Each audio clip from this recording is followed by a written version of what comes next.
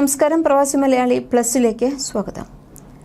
പ്രവാസി നൽകിയ വിശ്വാസവഞ്ചന പരാതിയിൽ കുവൈത്തി പൗരനെതിരെ അന്വേഷണം. കുവൈറ്റിലെ തൈമ പോലീസ് സ്റ്റേഷനിലെ ഒരു അന്വേഷണ ഉദ്യോഗസ്ഥനാണ് 1.3 മില്യൺ കുവൈത്തി ദിനാർ, അതായത് ഏകദേശം 36 കോടിയിലേറെ ഇന്ത്യൻ രൂപ തട്ടിയെടുത്തു എന്ന വിശ്വാസവഞ്ചന ആരോപണത്തിൽ ഒരു കുവൈറ്റ് പൗരനെ വിളിച്ചുവരുത്തിയത്.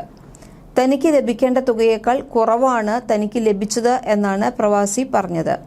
ഇത് സൂചിപ്പിക്കുന്ന അക്കൗണ്ടിംഗ് രേഖകളും തെളിവുകളും പരാതിക്കാരൻ നൽകുകയും ചെയ്തു. പരാതിക്കാരൻ പറയുന്നതനുസരിച്ച് ഇയാളും ആരോപണ വിധേയനായ കുവൈറ്റി പൗരനും ഒരു കാർ ഡീലർഷിപ്പിൽ പങ്കാളികളായിരുന്നു. കഴിഞ്ഞ വർഷം അവസാനം പങ്കാളിത്തം അവസാനിപ്പിച്ചു. ഇരു കക്ഷികൾക്കും ഏകദേശം 10 മില്യൺ കുവൈറ്റി ദിനാർ വീതം ലഭിച്ചു. എല്ലാം ക്രമത്തിലാണ് എന്ന് ഉറപ്പാക്കാൻ പങ്കാളിത്തം ആരംഭിച്ചതു മുതൽ പിരിച്ചുവിടുന്നതുവരെയുള്ള വർഷങ്ങളിലെ കണക്കെടുപ്പും സാമ്പത്തിക ഓഡിറ്റിംഗും നടത്താൻ അക്കൗണ്ടിലും സാമ്പത്തിക ഓഡിറ്റിംഗിലും സ്പെഷ്യലൈസ് ചെയ്ത ഒരു കമ്പനിയെ നിയമിച്ചതോടെയാണ് കാര്യങ്ങളെല്ലാം പുറത്തുവന്നത്. തനിക്ക് ഇതിനകം ലഭിച്ച തുകയ്ക്ക് പുറമെ 1 മില്യണിലധികം കുവൈറ്റി ദിനാർ അധികമായി ലഭിക്കാനുണ്ട് എന്നാണ് സാമ്പത്തിക വിദഗ്ധരായ കമ്പനിയുടെ കണ്ടെത്തലെന്നും പ്രവാസിയുടെ പരാതിയിൽ പറയുന്നു. കുവൈറ്റിലെ സ്വകാര്യ മേഖലയിൽ പ്രവാസി തൊഴിലാളികളുടെ എണ്ണത്തിൽ വർധനവ് ഉണ്ടായിട്ടുണ്ട്. സെൻട്രൽ സ്റ്റാറ്റിസ്റ്റിക്കൽ അഡ്മിനിസ്ട്രേഷൻ പുറത്തിറക്കിയ ത്രൈമാസ റിപ്പോർട്ടിലാണ് ഇക്കാര്യം വ്യക്തമാക്കിയത്. എന്നാൽ സ്വദേശി തൊഴിലാളികളുടെ എണ്ണത്തിൽ വർധനവ് രേഖപ്പെടുത്തിയിട്ടില്ല.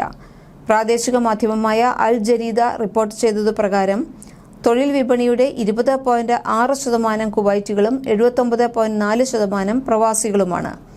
സർക്കാർ മേഖലയിൽ കുവൈറ്റി തൊഴിലാളികളാണ് ഭൂരിപക്ഷവും. നിലവിൽ 79.5% കുവൈറ്റികളും 20% പ്രവാസികളുമാണ് സർക്കാർ മേഖലയിൽ ജോലി ചെയ്യുന്നത്. 2024 സെപ്റ്റംബറിലെ രാജ്യത്തെ മൊത്തം കുവൈറ്റ് ഇതര തൊഴിലാളികളുടെ എണ്ണം 17 ലക്ഷത്തിലേറെയാണ്. കഴിഞ്ഞ വർഷത്തെ അപേക്ഷിച്ച് 79,000-ലേറെ പ്രവാസി തൊഴിലാളികളാണ് വർദ്ധിച്ചിട്ടുള്ളത്.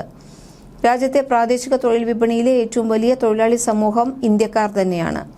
ഈജിപ്തുകാരാണ് 2ാം സ്ഥാനത്ത്. അതിനിടെ മനുഷ്യക്കടത്ത് ഇല്ലാതാക്കുന്നതിനും നിയമങ്ങളും നിയന്ത്രണങ്ങളും തൊഴിലുടമകൾ പാലിക്കുന്നുണ്ട് എന്ന് ഉറപ്പാക്കുന്നതിനും രാജ്യത്ത് ശക്തമായ പരിശോധനയും നടന്നിട്ടുണ്ട്.